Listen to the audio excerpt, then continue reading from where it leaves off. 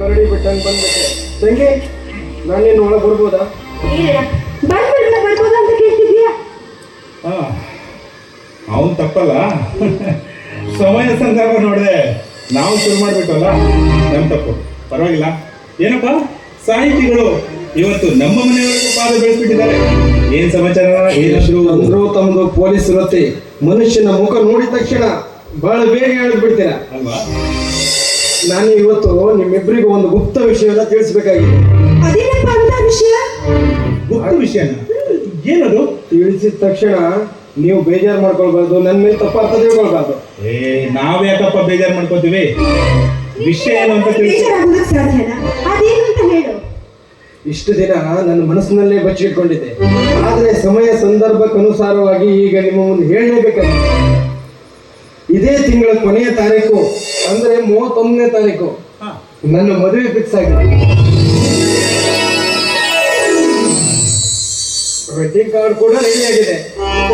ನನ್ನ ಮೊದಲ wedding card ನನ್ನ ತಂಗಿ ಭಾವನೆಗೆ. ನೋಡಿದ್ಯಾ? ನನ್ನ ಮನಸ್ಸಿಗೆ ಎಷ್ಟೊಂದು ಸಂತೋಷವಾಗ್ತಿದೆ ಗೊತ್ತಾ? ರೋಗಿ ಬಯಸಿದ ಹಾಲು, ಡಾಕ್ಟರ್ ಹೇಳಿದ ಹಾಲು ಅಲ್ಲ. ಹಾಗೆ ನನ್ನ ಅಣ್ಣನ ಯಾರು ಇಷ್ಟಪಡ್ತಿದ್ದಾನೆ ಅವರನ್ನ ಸತ್ಯವಾಗಿ ಸ್ವೀಕರಿಸಿದ್ದಾನೆ. ನನ್ನ ಮನಸ್ಸಿಗೆ ಬಹಳ ಸಂತೋಷವಾಯಿತು. ಮೀನಾಮೇಷ ಎಣಿಸ್ತಾ ಇದ್ದಾರೆ. ಅದ್ರಲ್ಲಿ ನಾಚಿಕೆ ಬೇರೆ. ಓ ಅರೆ ಪದ್ಮ, ಪದ್ಮನೇ ಅವತ್ತೇ ನನ್ನ ಅನುಮಾನ ಇತ್ತು. ಆವತ್ತು ಏನೇನಿಲ್ಲಾಗಿತ್ತು, ಇವತ್ತು ಅವರಪ್ಪ ಮದುವೆಗೆ ಗ್ರೀನ್ ಸಿಗ್ನಲ್ ಕೊಟ್ಟ.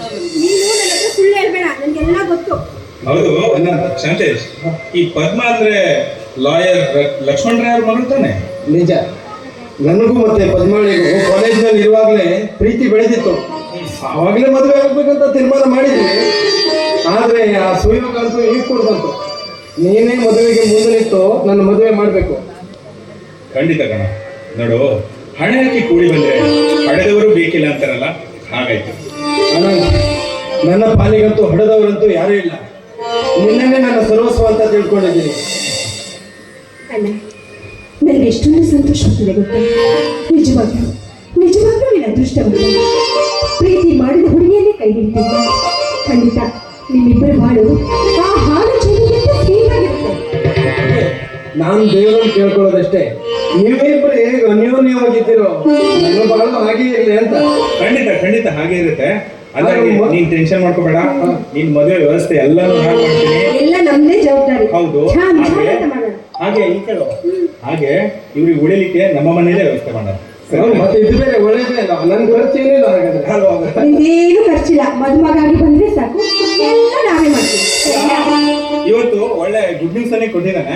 ಏನಾದ್ರು ಸ್ವೀಟ್ ಮಾಡ್ತೀಯಾ ಅಥವಾ ಹಾಗೆ? ಅಣ್ಣನ ಮದ್ವೆ ವಿಷಯ ರೀ. ಮದ್ವೆ ಫಿಕ್ಸ್ ಆಗಿದೆ ಅಂದ್ಮೇಲೆ ಬಾಯಿ ತುಂಬಾ